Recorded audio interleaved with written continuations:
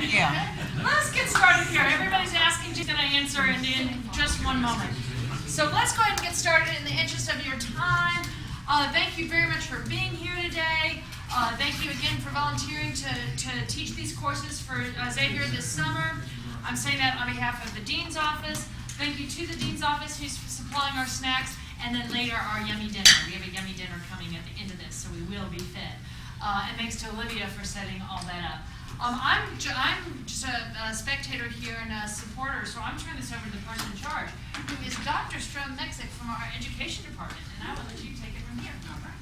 Hi, everyone. So what our intention today is to begin, first of all, by kind of giving you a preview of what Delgado is doing. And so Missy is here, and I'll let her introduce herself to you all and kind of how she got to the point of being the Dean of Distance Learning at Delgado. So we're going to start off with Missy showing us some of what potentially is down the road for us. And then we're going to come back down and talk about what we really would hope that you all would be able to get done before your classes start, and then kind of how you'll be managing your classes over the summer. And I know there's stuff in here we're also looking at designing for the fall. So without further ado, I'm going to turn it over to Missy so that she can give us about a 15-minute or so. Yes, somebody keep me honest. Okay. Greetings. This is a good-looking group of people. You guys look great and look like maybe some of you are a little bit more experienced than in terms of teaching online. Can I get a show of hands of who is teaching this summer online? Everybody? Almost everybody in the room. Okay, great. And everybody here uses Blackboard, correct? Okay. A little bit of history in terms of Delgado and where we were. Back in 1998, a very kind gentleman at the college wrote a grant. He was going to save some, it was an Entergy grant, and the idea was we're going to save some money by using this course management system called Blackboard, and we're going to save on lights and not having to have people here on campus, so we got Blackboard back in 98. From 98 until about 2005, we had amassed about 20 faculty members teaching up to about 60 classes in Blackboard. And you had to be trained and go through a Blackboard workshop in order to get into the Blackboard environment. And every summer we had a Blackboard Institute where if you were new to teaching online or wanted to use the Blackboard product to web enhance one of your classes, you came to the Summer Institute and did a week's worth of training and built a course, and then you were able to get into the environment and teach online. Well, everybody knows what happened in the city on August 29th of 2005, and for Delgado, that created a great opportunity. Because we had Blackboard and a group of people already training other people on how to use the product, and because we had Integrity, electric capture product, and a few other tools, that group of 20 people who had been using the products knew we could continue to do our business online. And thankfully, our administration embraced that and said, you know what, we want to continue paying our faculty, so if our faculty are willing to learn how to use Blackboard and start learning how to teach online, we will embrace the opportunity. And we did a small semester in the fall of 05. We served about 2,500 students online. And from there, from that semester, every semester since, we have had 24% or more of our enrollments in online classes. Well, you guys are very familiar with SACS, correct? Just prior to the storm, we had done a substantive change. We had a few programs that were offering more than 50% of their curriculum online. And so we had reported to SACS that that was going to require a substantive change, and we had started going about the process of putting together that prospectus and all the major documents that you need to do in order to complete a substantive change. Well, the storm came through, and voila, we went from, oh, can we please teach online, to we're doing it, please don't make us stop. In the process, we also had a QEP prior to the storm that was going to focus on developmental education. After the storm, the college got together and they said, you know what, okay, we're going to embrace this online training. However, it's really important for us to be Delgado Online. We don't just want to throw courses out there. One of the good things about Delgado is that, you know, we nurture our students and we create community in the classroom.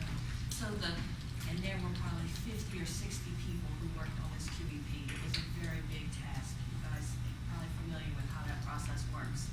And they said, whatever we create, let's be Delgado Online. So as I look out at this room, one of the things that really touched me, Delgado has been working with Xavier for a little over a year now on that memorandum of understanding. One of the things that I was really excited to hear in one of those meetings is one of the administrators said, when we admit a student to Xavier, we commit to graduating them. Well, as a parent of an 18-year-old and a 16-year-old, and as an educator, that's quite a commitment. Because when you're, anyway, I could go on forever on that one. So that, to me, we wanted to be Delgado Online and create community and make sure that we created an environment where we were nurturing our students. When I heard that about Xavier, I thought, when you guys embark on this distance learning, you have quite a relationship with your students. I hope that that's one of the things you take with you to the online environment, is that commitment. So I'm going to pull up, I have a little PowerPoint on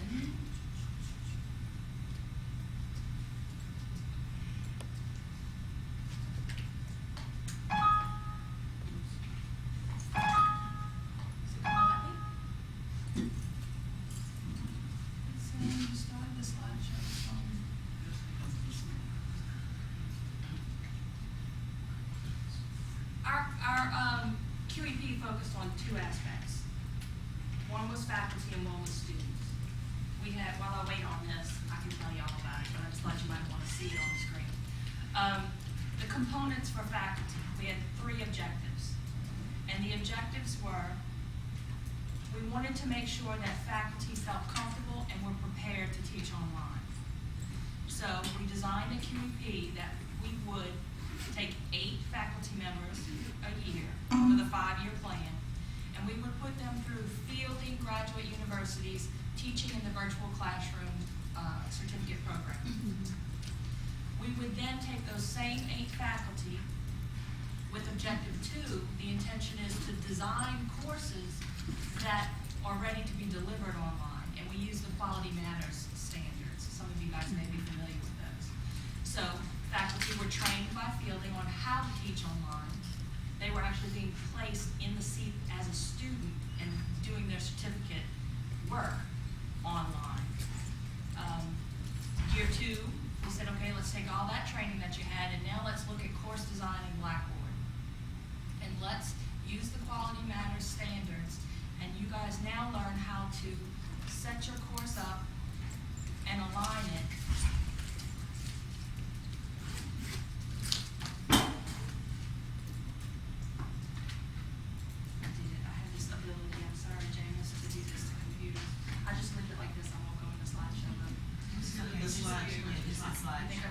Slides are at the bottom.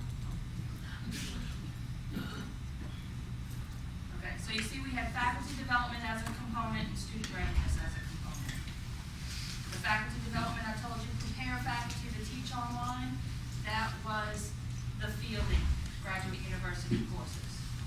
So faculty actually got a certificate from fielding to do that training. Then the preparedness and distance instructional design was let's put you through a Quality Matters workshop that will teach you how to design your course to align with those Quality Matters standards. This tells you all that stuff I just said.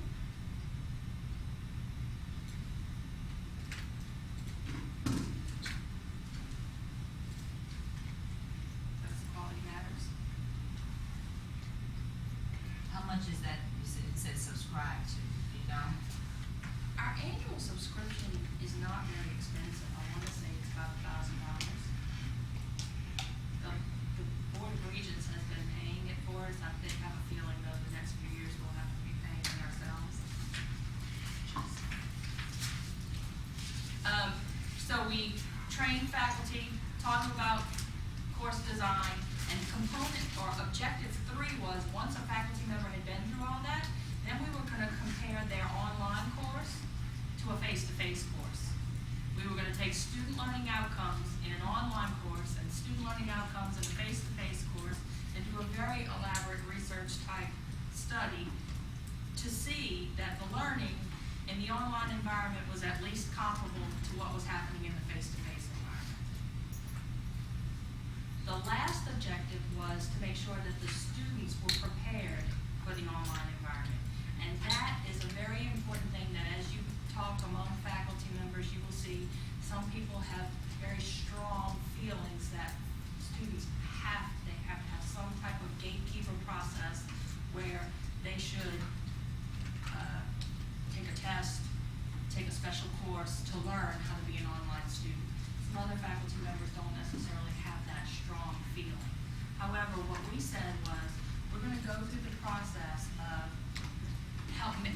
studying how our students are doing, determining whether that student readiness tool was going to be required or not, and then we hoped that we could tie the student readiness to retention and success. And by retention, we mean completion of the course, not necessarily retaining them until the next semester.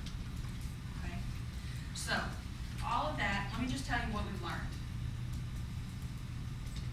We have learned that by putting our faculty members in the seat as a student teaching online, they do become more comfortable teaching online. They learn tools, tricks from colleagues, how to set up their course to make it so that you don't get the same question times 30, as opposed to, you can answer the question once, or you can not even have the question posed to you because of your course design and how you present information. We've learned that the learning, in some instances, students are learning more online. But when we look at our data, we're not seeing drastic differences necessarily from online to face-to-face. When we look at overall college-wide data, one of the things we see right now is our face-to-face students are doing best in terms of success and completion. These are recorded there. Our hybrid students are the next closest to the face-to-face, and the online are at the bottom. There's about 6 percentage points that separate them. Sometimes it's less, and on few occasions we'll see the online, and I'm talking our entire online student body, not in specific courses, because sometimes you're measuring 10 students to 12 or 20. When I tell you that 20% of our enrollments are online, that means that last semester we saw well over 7,000 enrollments in online classes and close to almost 5,000 students taking at least one online class. The average student takes 1.7 classes online, and the average student is also taking face-to-face classes with us. Okay? The other important thing that we have learned with the student readiness piece is that if we put students through an orientation to Blackboard and how to use that Blackboard tool, that their success with that orientation model makes them 78% more likely to be successful in their class, and we're judging success as a C or better. Okay? And so right now, that's the thing that we're really excited about. We haven't mandated that they do the orientation, but we can tell it's helpful. And right now, we're trying to study who's not taking the orientation module, because we put it out there for everybody, and we enroll the students in it so they see it. When they pull up Blackboard, they see this. It's called DORM. We thought that was kind of cute, being as Delgado's a community college. It's Delgado's online readiness module. And it basically walks the student through what they can expect in terms of the online environment. There are some tools you can put out there. You guys might have seen the SORT tool, the student online readiness tool that the Board of Regents in Louisiana has out there and accessible. You can link to it. And it's about 10 questions, and the students can go through those 10 questions to see if an online class is for them. But again, they're self-assessing. The other thing, and how am I on time? I think I might sort is from the state, but is it accessible to private universities or any? You can point your students to it, you won't get any data from it. So, but does a student get feedback? Yes, ma'am.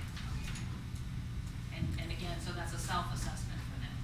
And I believe that the Board of Regents, just so I can give credit where credit is due, I believe that the Board of Regents, purchased, use of that product from Georgia, the University of Georgia actually created. So the most important thing that I think you guys know already, because you've been teaching in probably a lot of years in this room, is when you put something online and make it available anytime, anywhere, and via a course management system or something like Blackboard, it doesn't necessarily change the student's behavior. If they procrastinate in the face-to-face environment, they are probably gonna procrastinate online.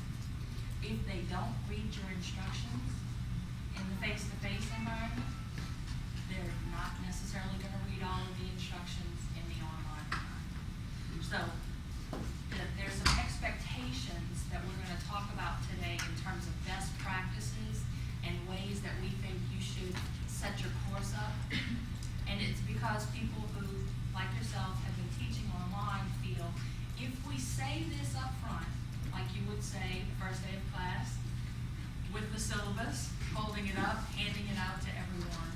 If you set up your first online day and the information that they see with all of those course expectations and what they need to do to be successful, then hopefully that will help with your online class and their online class experience. Okay. I have lots of tools that I would love to talk to you guys about. Delgado uses Integrity. We have Illuminate, that's Blackboard Collaborate, which is, a virtual environment where you can get in there with a student and you can make them show you their screen. We have NBC Learn, which is available via Blackboard. We have ShareStream, which is a streaming server. We have faculty who use Jing, Camtasia, Empatica. There's just so many tools available that I think as you guys work together even, and possibly have more opportunities to network while you're teaching online, you're gonna learn things and be able to share and broaden everybody's experience and what you can then help bring to your students via that online class. So, I think I did my so many minutes, but I am going to turn it over to Dr. J, and we'll all work together. And I would love to answer any questions you have, and if time permits at the end, I'll show you any of the products that we have, answer any questions, and I'm just really excited for you guys. I think that you have a lot of experience in this room and a lot of really enthusiastic people, which you can tell by coming on a Friday afternoon to do this. So, good luck. Thank you. Thank you. Thank you, Missy. So now what we're gonna do is to kind of walk you all through what we hopefully will be able to actually demonstrate for you all as some of the best practices in online course delivery. Believe the majority of you all came to either the last workshop or I know in the Division of Ed, I passed out a handout that was on online teaching panel recommendations. Okay, if not, we're gonna put this out on a new organization that all of you should be a member of, on Blackboard, that's gonna have all kinds of documents and all out there. So if not, this was to actually help you as time to think about how you would design your class.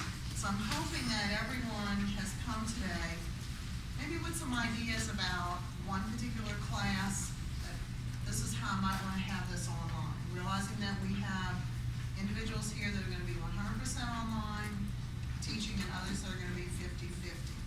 Okay? So a part of this afternoon's workshop is going to be to actually let you all try to set up your class for, I should say your course course, for at least one class, okay? But before we get to there, we want to show you some of the things that you can think about in terms of how you're going to set this up. And so Janice, hopefully the way this is going to work is that Janice is going to have a sandbox set up that's going to be able to show some things, and then I'm going to have one of my classes from the spring that I'm going to show you all what I did, so together this will work out. Okay, so hopefully we're not going to have any technology difficulties with switch back and forth. So the first thing that Mike is if Janice could actually show you all the sandbox and kind of explain what that's about. And in the meantime, I'll get into Blackboard. Okay. For those of you who I already handed a small slip of paper, a few of you I didn't. I know Dr. Aramuro. The purpose of this paper is just to remind you, in case you forgot, what your sandbox student user password is. And what we end up doing is for anybody that requests one, and even if you don't, certain circumstances, you get a sandbox course created for you. And with that sandbox course, you can play around with Blackboard. You can experiment with different features and different things. You also get 2 student users that are created for you, so you can actually log into that course and see how things look from the student's perspective. So that's the reason for the sandbox course. And some of you received 2 slips of paper. The one with the yellow, your name highlighted in yellow, is your sandbox student user names and passwords. And then the second one with the green highlight, if you received it, is for a web user's account that was created for you. And the password that's on that paper is the password that you would need to use to get into web users. We had a list of people that we were expecting for this workshop, and from that list we requested that if you didn't have a web user's account, that IT create one for you.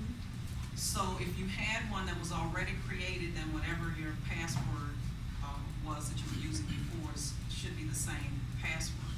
If there are any issues, if you didn't receive the second slip of paper with the web users account on it, any issues or whatever, Jan-Lok is actually in the back of the room. And so he would be able to help you with that. And as Jeanette mentioned, we did also request that IT create an organization. So when you log into Blackboard, you should see in the organizations that you're participating in, one called, I believe, Online Instructor Training. There you go. Right. And so we've already started to add some information up there under resources. There's some documents we'll continue to add to that as we go along. And we were trying to be green and did not print out too many handouts. There are a few handouts roaming around. But when I logged into the computers, I set it up so that you can print to the printer in the back. So we do have some paper in the printer, so if you feel the need that you want to print something out that wasn't printed already, you can go ahead and do that. Now, one last thing that I'm going to say about the sandbox accounts is that when you are working in your sandbox, if you log in one web browser as yourself, like you normally do, and you want to see things from the student's perspective, you can actually log into the other web browser as your student user, and then that way you don't have to keep logging on and off, and all you have to do is just switch between your web browsers. Okay? All right. So you need to And so, wants to log on at all, or? in front of the computer, you should already be at least at the desktop, and so from there you can pick whichever browser you would prefer and log in as yourself. And then from there, you should see your sandbox course in the list of courses that you're teaching, and you can feel free to get into your sandbox course as you see something you want to experiment with it, work with it. Or if you prefer to get into one of your actual courses, you can do that as well.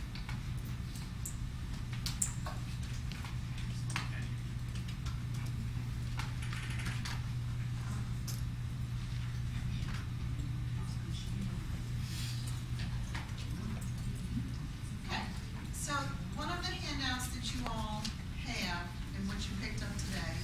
one at the top, it says best practices in online course delivery, suggested guidelines for daily courses. And I emphasize the word suggested, because that doesn't mean that you have to do this.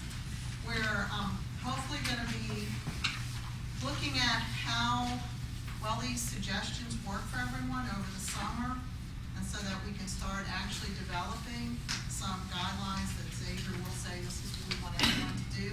But these suggested guidelines have been developed to hopefully make life easier for you as you teach, but also to improve that retention, where students are going to be engaged in your online course room or the portion of your course that is online, and that you're going to see that the students are going to be engaged with each other. Okay? So that's what this handout, excuse me, is about. And Janice and I will keep uploading documents to that organization as we see that we need to help you all. And certainly if you see something that you would like for us to upload, just send us an email so then we'll know to go get that, put that out there. Okay? All right. So the first thing is, all of us will have a syllabus for our course. And so you're going to want to upload your syllabus. Now, whether you choose to use on the navigation, the information, or course documents, that's up to you. But that you want to have your syllabus out there, obviously. But then there's another document that we're suggesting that you create. And this document is actually, for lack of any other terminology, it's the course expectations and kind of the guidelines for how the course will work. So you'll see on that handout that what we've listed are, these are the types of things that you're going to want to have in there. First of all, just like you would in that very first class, you want to give an overview of the course itself. Look at not just a summary in there, but the objectives. If you want to talk about the assignments, you can, and how the assignments relate to the objectives of the course. I'm assuming that most of you all, when you have that first class, you talk a little bit about yourself and your connection to the topic. So you would also put that in there. You don't have to go through and say, I'm really hoping the Saints are going to do great and come back at the end of the summer. But, anything that you want to put out there that helps students with that personal connection. Nikki's laughing over here. Giants fan. The Giants fan. The Giants fan. There we go. Sorry. Of course, you want to summarize the different assessments that you're going to use. And we'll talk about what those assessments might be and the due dates. And then, what is your late assessment submission policy? Okay, so be very specific about that, because one of the things that many of you all have probably found teaching online is that students will say, oh, I forgot, because I'm not in class. I don't remember these deadlines. Well, you're still in class, so deadlines are deadlines. And one of the things that we talked about before in the workshop is that you do set deadlines throughout the semester. Don't have just like a big open, anytime you submit it during the semester, because what's going to happen? They're going to submit everything in the last couple of days. And if you've got a whole bunch of students, then you're going to find yourself just really having to push hard to grade all of that at the end. So if you've got discussions, have this discussion is due this week, this discussion is due this next week, or have it due relating to a class. Okay. So then you also want to talk about forms of communication. Tell students that email is going to be one of the ways that they can communicate with you. But you also need to tell them, check your email daily. They're expecting you to check your email daily, so tell them you need to check your email. And I encourage all students it's your Xavier email. Because if I'm going to send an email to you, I'm doing it through the course room. And that email is going to your Xavier email. So don't expect me to remember that you don't check your Xavier email, that you need an email sent to a Yahoo account. Not used to, that, this is what they need to do. But also talk about some of the other ways that you can communicate with students. One of the things that you might want to do, and we're going to talk a little bit about how this navigation bar can be modified, but you may want to create a discussion that is strictly an ask your instructor discussion.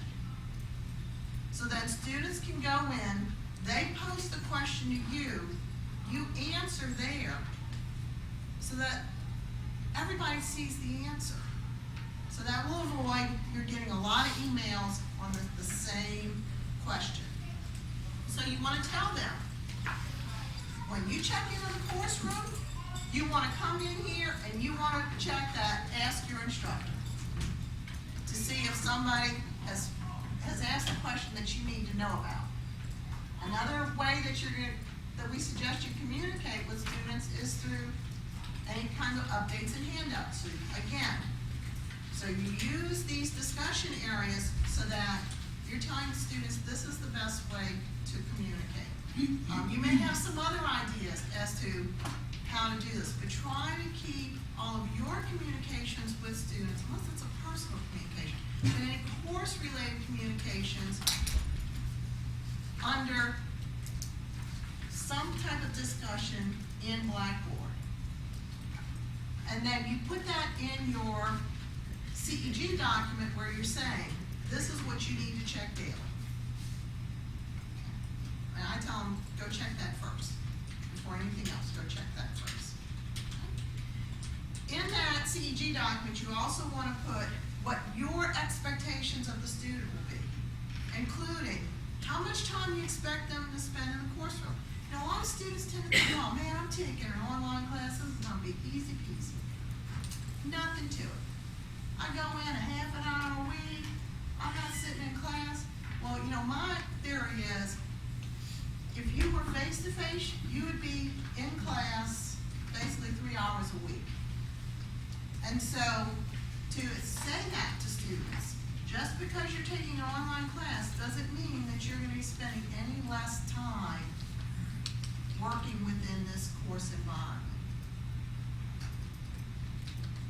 Okay? And so then, you say, I suggest that you check into the course room 3 times a week. So you're actually saying to them, this is my expectation of how you're going to achieve that amount of time that you're going to spend in the course room.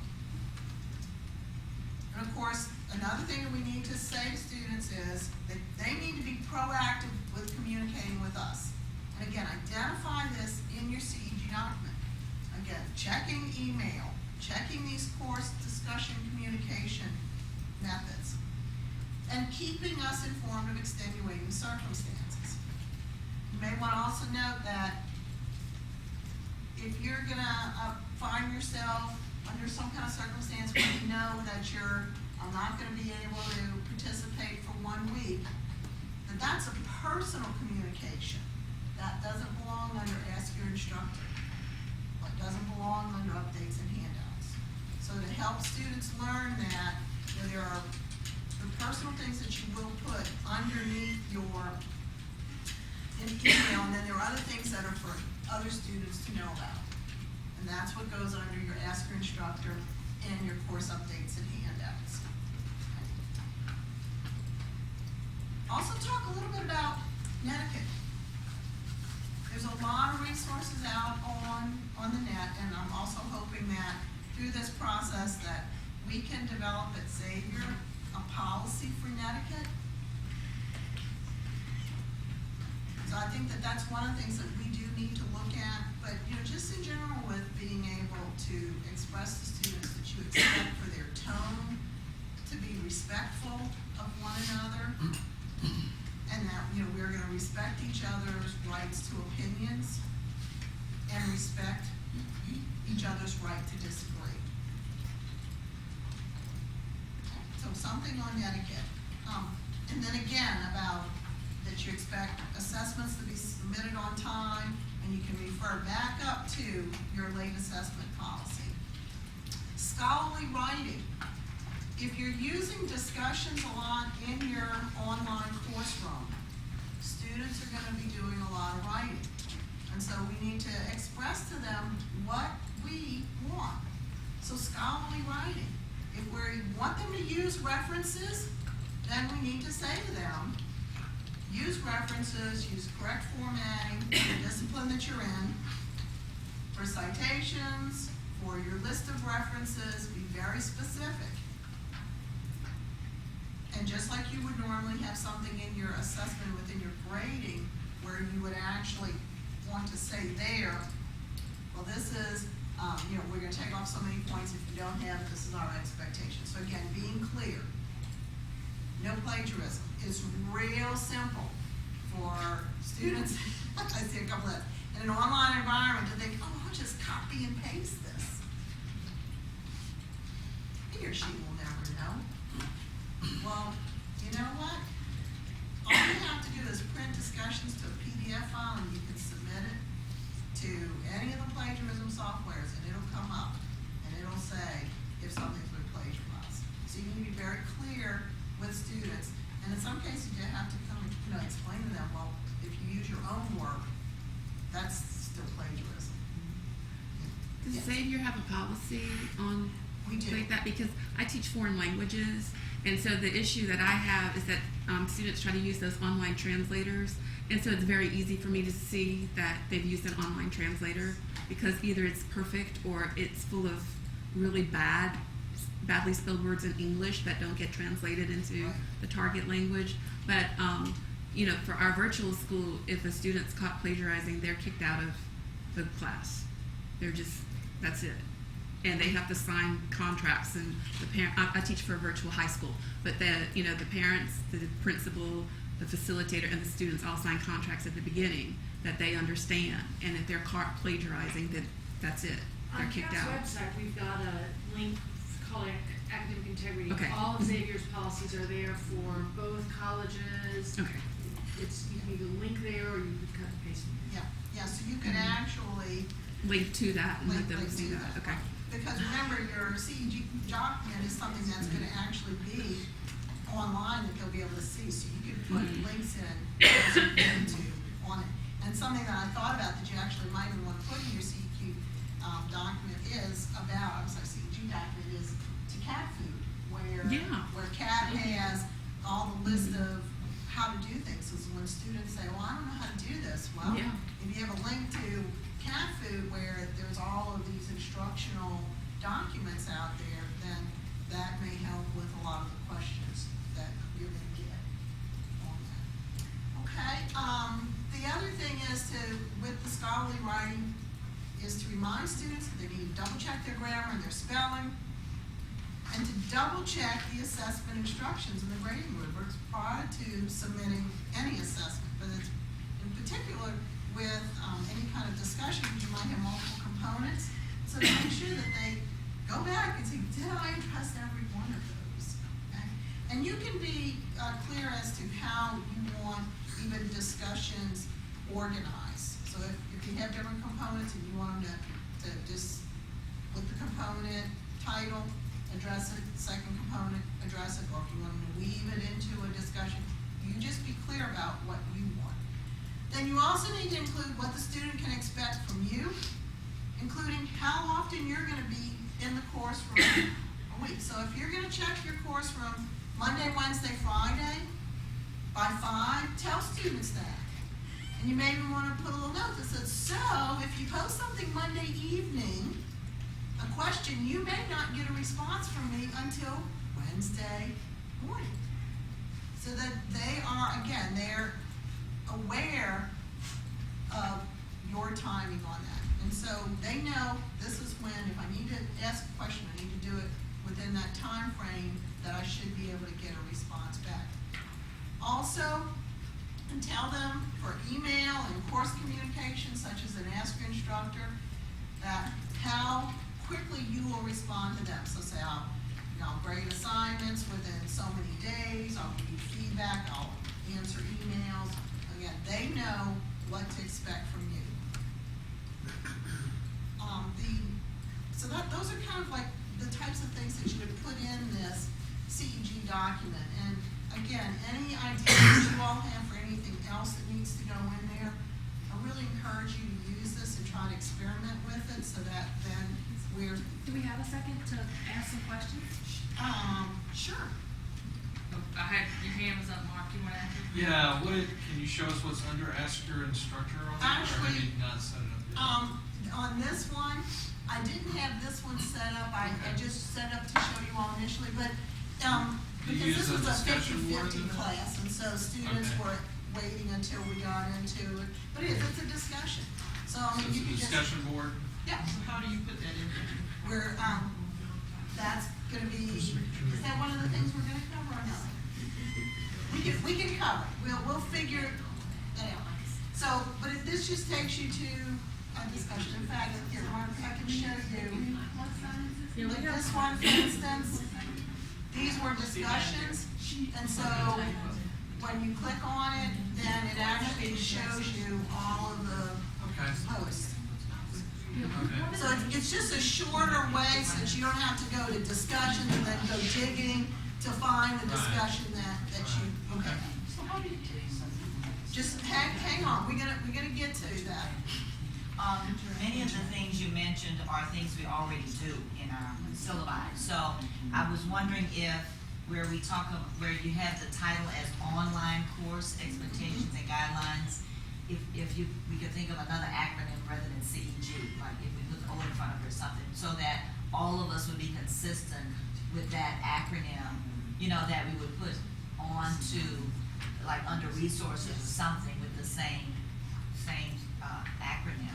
And I'm hoping that once we have developed the guidelines of what needs to go in this document, that we will also have a name for it. And at this That point really right now, it's, talks about- yeah, it's a concept that is used by a lot of other universities that to actually have this type of information that you would normally present in that first class. And for those of us that are gonna be teaching hybrid classes, even though you might cover this in your first class, like what was said, not everybody hears it, so do this anyway to have this out there. But yes, I'm hoping that this discussion and this experience that we're gonna have over the summer is gonna help us with formalizing. Okay, now I'm gonna be rotten, forgive me. Quality Matters says you gotta start here button. Now, the interesting thing that I want you guys to know that we've learned is, where's the start here button outside of Blackboard? Have you thought about that? Your students are gonna enroll in a class, and they're gonna be taking it online, but then what?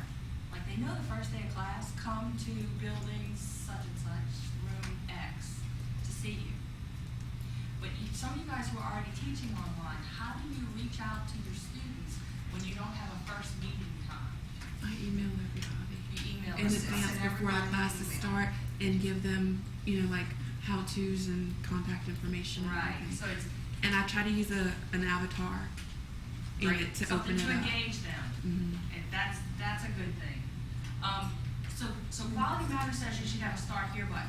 So at Delgado, everybody who's been through training, we say, make it really obvious on the left Okay, well, that just experiment with it. they should start here and put it at the top, because you guys, if you haven't learned yet, we'll show you at the end how to reorganize your tools right there on the left, but make it bold and have it be start here. I have an example from somebody who's received QM recognition, if you'd like to see some of the things that he put under his, Well, Janice is actually, she's gonna show, that's one of the things we are gonna. Okay, So, cool. but just hang on for a moment, because there's a few things before we get to that, and then we can show a couple of different ways. And is there anything else, while we're talking about setting the standards, I wanted to just ask you guys, is there anything that you're doing now that you find is helpful to establish and get your students engaged or participating in the beginning? We do some things that are called, it's a syllabus quiz. We'll talk about those, I know it's on the agenda to, and my 18-year-old had to take his first syllabus quiz and he laughed, Mom, I got a quiz on the syllabus. But the truth of the matter is, the syllabus says, you must use Delgado email. It says what Dr. J just said, we will not email you to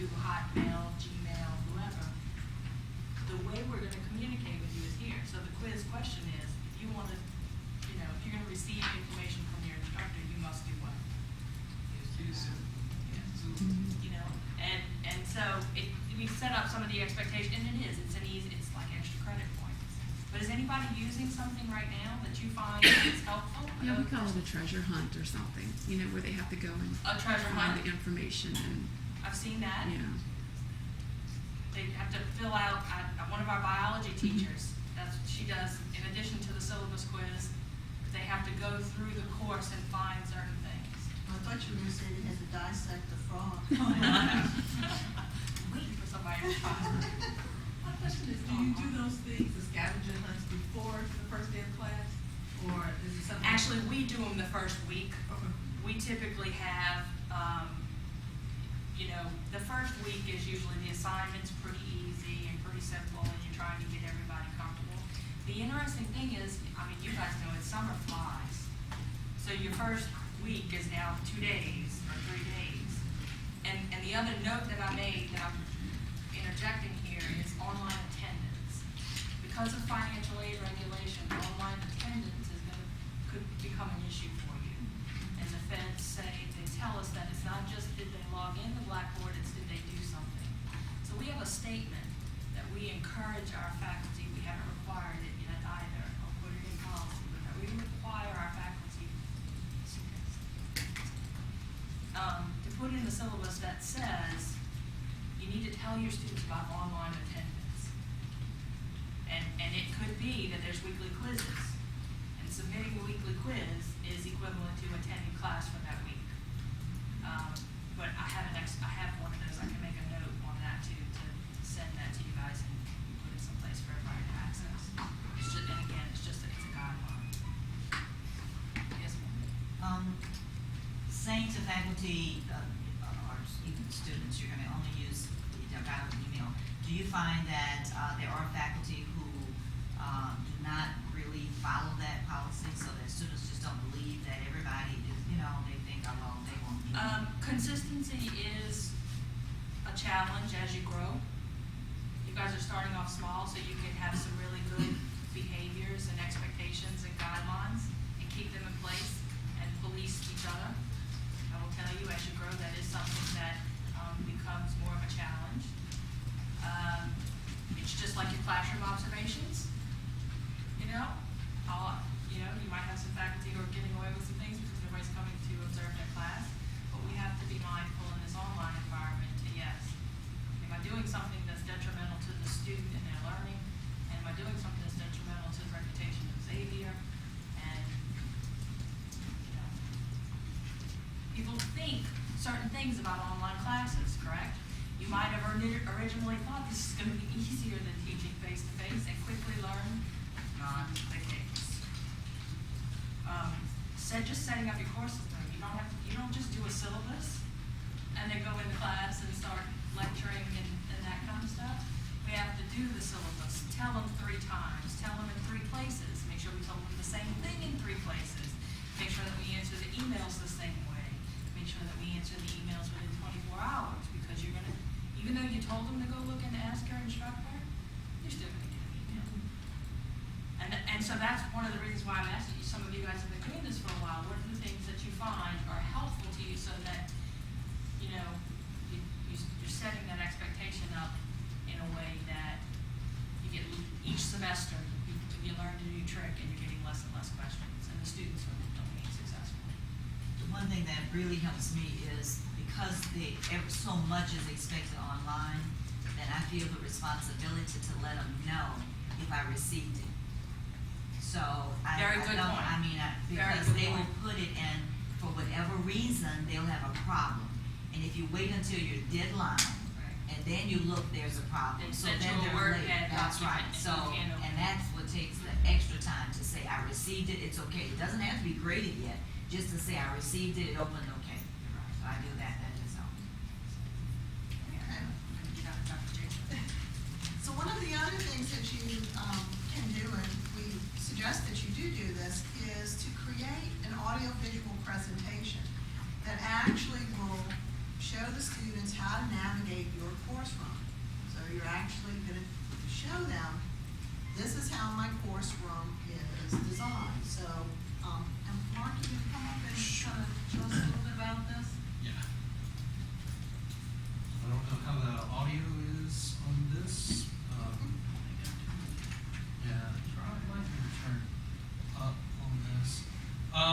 just thought I would show you a video of how to do it, which would be kind of,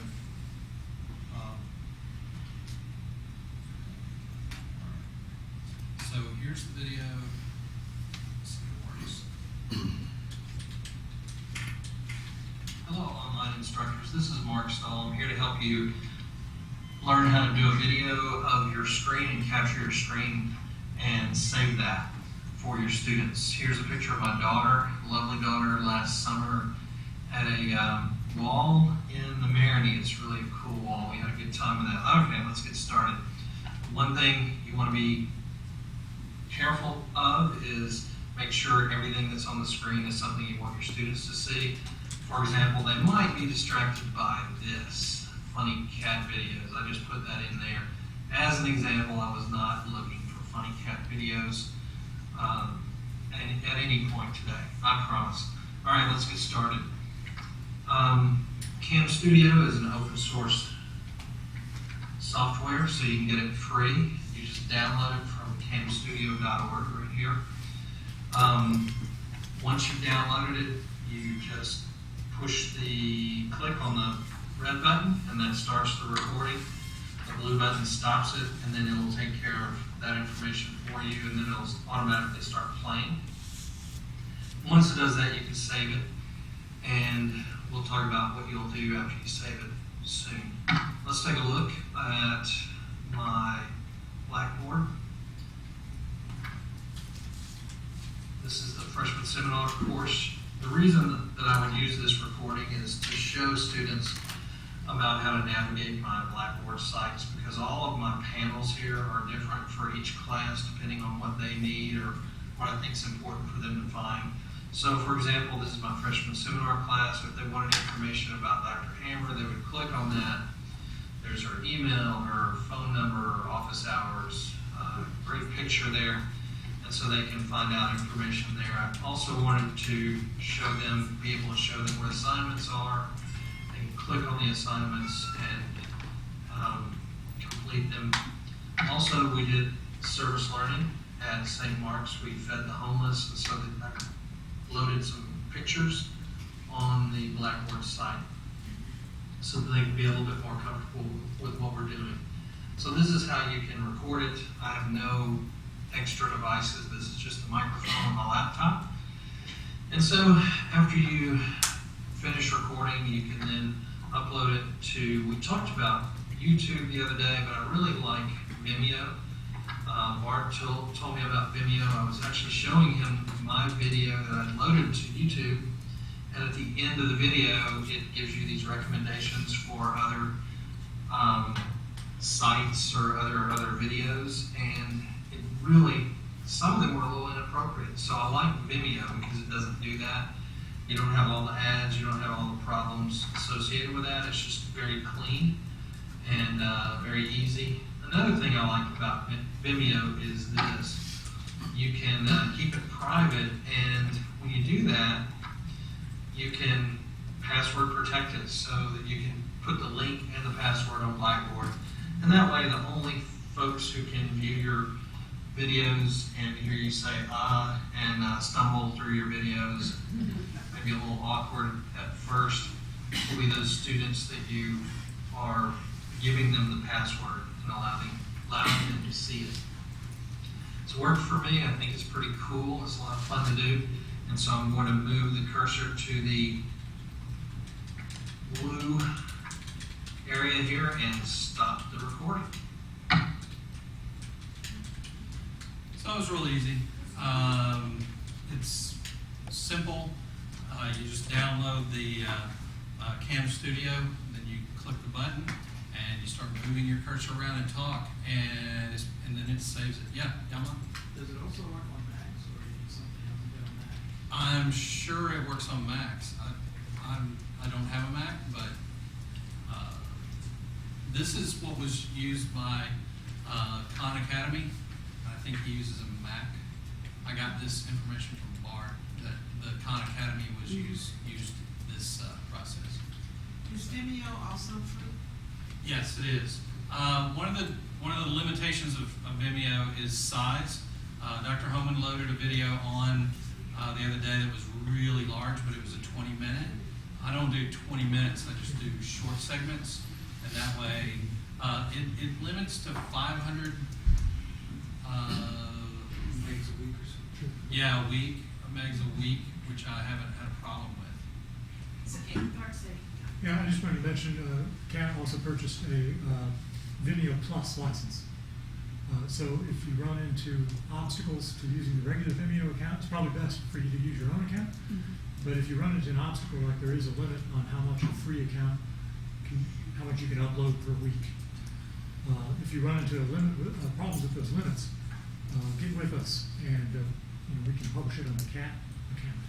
Again, like if I panicked and had to get something in real quickly, I would go with YouTube, because one of the reasons the free Vimeo account is it takes 30 minutes before it starts processing your video. And I think they do that so that you will buy the other version. Because the other version loads it automatically. But I don't like all the ads, and I don't like all the stuff on the side that tied in with what you're doing, and Vimeo is just a lot cleaner for me, and a lot more private. Okay, I'm a slow learner, so I understood using the Cam Studio because you're developing the video. Right. Okay, so from that point, then you go to Vimeo, or where does? Yeah, it will download it to your desktop, Okay. and then you upload. You go to Vimeo and upload it. It's an extra step. I see. So the Cam Studio is actually doing the screenshot? Yeah, it just whatever you have on your screen, and so whatever your program you have on there, you know how you can write. Of course, you can record PowerPoint. You can record PowerPoints, but convert them to movies. But this way, you can draw on the screen and whatever. Yeah. How big was that file? I don't know. How do I check on that, Bart? How big was the file? Yeah, this specific one. Just did. Yeah, Is there, do you know? check. I You don't know. have the file here. 64 megabytes. Forget Where? current file size. No. Right in the middle. Oh, right, and on your Cam Studio in the middle, Under your, on your Cam Studio. Oh, okay, snippet. there we go. Yeah. Yeah. That was 63 megabytes. So, That short video. I should also mention Cam Studio, I was looking online here, does not run on a Mac. Oh, it does not. However, there are plenty of screen recorders if you're willing to pay. There are other options other than Cam Studio. I downloaded 2 other options. They were more complicated. Cam Studio just says, click the button and you're there. And there was another one that may have had a little bit higher resolution, but I had to go through 3 or 4 steps, and I don't want to do that. But the higher Maybe the it's- resolution, the bigger your course gets, and then Right. you start eating up bandwidth. Right, So yeah, yeah. So maybe that's something that we can look into some more, in terms of what are some of the options that are out there, especially for both platforms. So that way- Snagit works for Mac. Snag it, so. Got what you've got? Can you recommend some more courses that are I've used Camtasia. In fact, when I set up all my courses or all my lectures for the summer, I downloaded Camtasia. It was a free 30-day trial, and it actually expired. And I called and said, "Hey, can I get 15 more days?" And they said, "Sure." And it comes with Camtasia Studio, so you can actually go in and edit as well. And I'm not computer savvy when it comes to stuff at all, and I found it very easy to do. The nice thing about it is it'll download an MP4 file, so you can upload it onto Blackboard as well.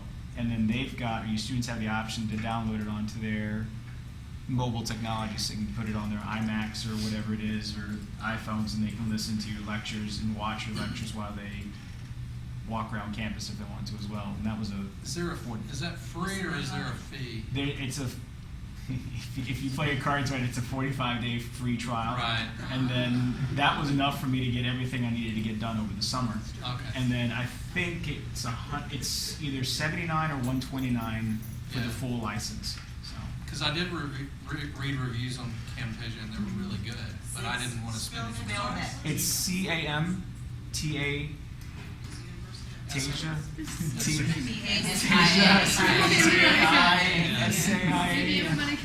Someone that can spell, please. CAM-Tasia, I'm sorry, what was that? And if .com. if I And you can just ask- type in Snagit too, because Snagit also goes along with it. So whatever you all find, if you could send an email, you find something that works, send an email.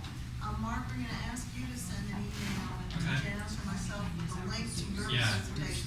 And so then what we'll do is under resources, we'll The screen base. we'll build in some options there for you all to look at, just what are your thoughts and all, because again, I think that we need to get to a point where we're gonna use this, and it seems like a very valuable tool, as long as we don't have these huge, lectures that we're trying to, put into our course rooms, then maybe we can look at what can we do on a system-wide basis across Xavier as to adopt it one particular software and then get a site license that That works for allow both. so many.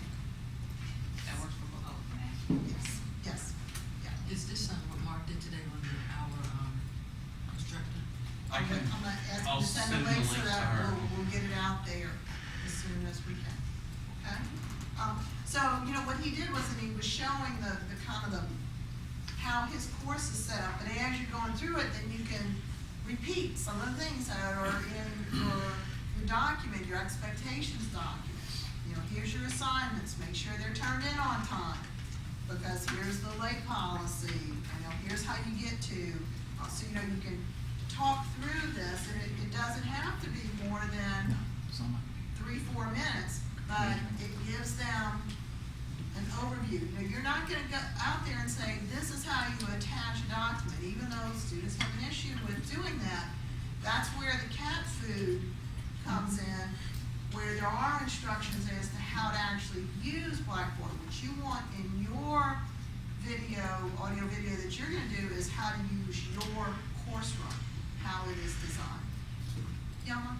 Yeah, one other suggestion is once you post the video on Vimeo or wherever, you can actually embed it in Blackboard, so it appears as though students can't tell the difference, it just appears on the page and it plays inside the browser, so that's one other suggestion. Instead of having the link to go somewhere else, you can just embed it inside Blackboard. That makes sense. Like the course document? Following up Wherever. on what Or you you were start saying. here. Blackboard page, You know, put it that, there. that does an embed to That it, makes sticks it in there, and then it shows up just like any other attachment you have, video or Following up on documents. what Yamlak is saying, there was one handout that said integrating, web tool tools with Blackboard. So this document was written by, it's actually on, Blackboard's on-demand site, where the, video tutorials for both, instructors as well as students are out there. So there are, even if you think that there may not be something out there that's useful to you, you may wanna look, because this document, like I said, is one of them that is out there. This person from, California Baptist University put this together, and it's basically free, tools. Some of these you may be interested in, some maybe not. One that's mentioned on here is actually Jing, which I did, over the last 2 days, install on Macs in here, so if you wanna play around with that today, you can when we get to that. And the last page, the third page, actually shows you how to embed a web tool into Blackboard. And so when we get to the demonstration part up here, I can actually show you some of that, the instructions on how to embed. Okay, so where we kind of, I guess, recap everything and compress this down. So under information, you want to have your syllabus, you want to have some kind of expectations document that hopefully will address a lot of what we have here, if not more. And then you'll have something that will show students how to navigate your course room. So once you have all of that, in theory, this is what they need to be able to actually begin taking your class. So you'll send them an email in advance, you'll say by such and such a date, the expectation is that you will have logged into your Blackboard and clicked on this particular course, okay? So then what Janice is gonna show you is what Missy was talking about, the start here, where it's like, okay, this is what you have to do first. And we're suggesting that what you have to do first would be either a test that would look at things that have been on the syllabus, or things that have been on, the expectations document, so that, like, they have to answer these, and they gotta get them right, before then they're able to start using the course room. Or you might simply want to have it say that they have read those documents. And I guess we can also have a link to the audio visual on your classroom too. So Janice is gonna show you all, are you set up to be able to do that? Okay. Can you do this real quick? Okay.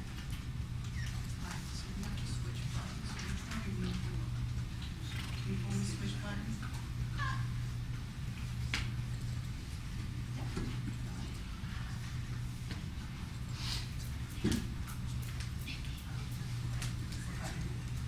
Normally when, by default, when a course is created, the default entry point, or the default place to get into the course is actually the home page, and you can actually change that. So that, here I created a content area and I called it Get Started Here. And so this is where the students would then enter the course, and then here you can enter some information about, welcome, whatever it is you want students to do. And is there anybody here that does not know how to create a content area? Okay. On the course menu, i.e. navigation. Right. Also all that. All right. When you're in Blackboard, you need to make sure that edit mode is on. When edit mode is off, then that means you see the course as students do. So you toggle, turn edit mode on. Here on your course menu, you have a plus sign. So when you roll your mouse over to that, you get a shortcut menu, and you would select Create Content Area. And you type in whatever you want to call it.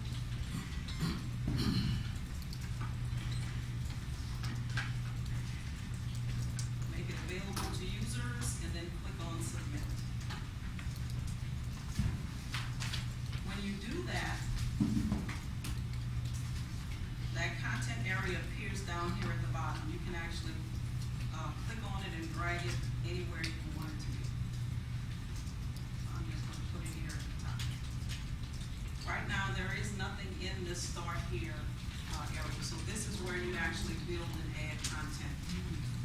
Why is saying access to content? Access denied. Are you? You're in your Blackboard? You want your class? Now, I don't know what happened. Okay, well, as you kind of pick up, oh, Janice, you're actually a separate now. This is the student. Yes, you are the student, but this So- was me, but now it's gone. It's like, well, if you get into your other browser, So for those of you that had saw before where I had hit, okay. I was gonna do something while you were taking care of it, we're okay? Yeah.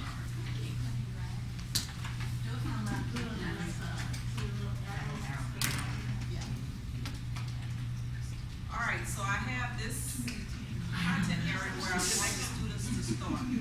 Here in the control panel,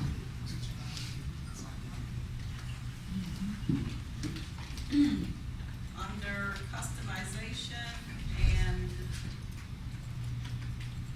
I'm going blank, I think it's either style or properties.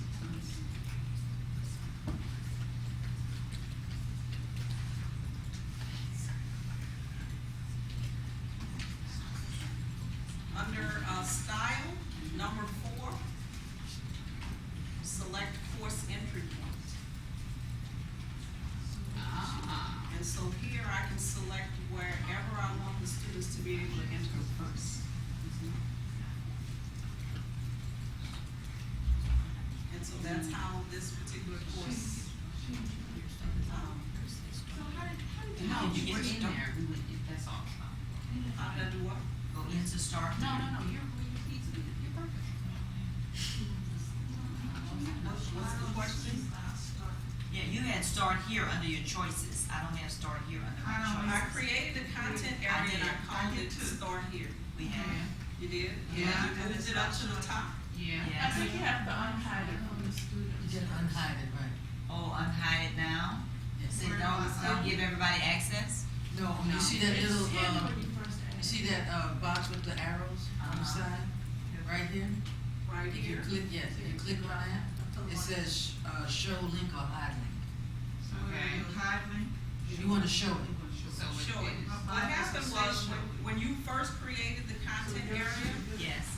you needed to click on, make available to users. So if you forgot to do that, then you can show the link.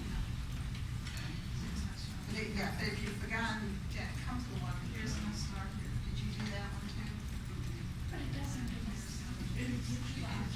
All we're saying is when you go down to organization and style, and then you went to number 4, Right. when we do our down arrow, we don't have start here.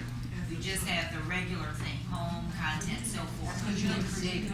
Yeah, even do it, that's all we're Did you saying. create a content area first? Yes. Oh, it still didn't. Click on that. If I do hide, it takes the X. Wait, I don't see there's an X there. I can delete it and start it over. And I was like, oh, I wish I had the email address. I didn't And I'm have still on it. They were signing at the Jasper. Yeah. Did they send that to you? Oh, okay. That would be something cute to show your students. Mhm. Oh, okay. The same thing. So it's still in. It's still in. Does your show content? Does your show? Oh, yeah, And delete. I think it's 'cause there's no content in it, that's why it doesn't appear. Yeah. You have to have something in that content area, yeah, and that's why it doesn't show. All right, our fault. So if you add something to that content area.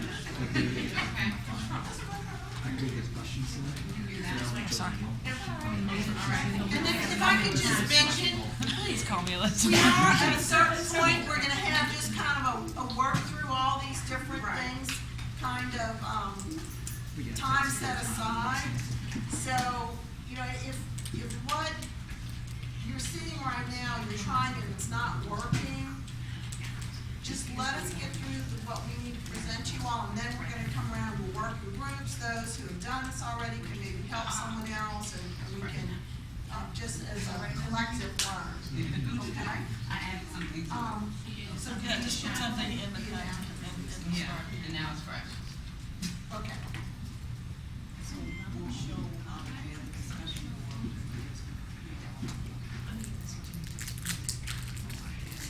Okay, so Janice, you have to get started here, so can you show them how, or did you get that far to showing them how to make it so that they have to get past that? Okay,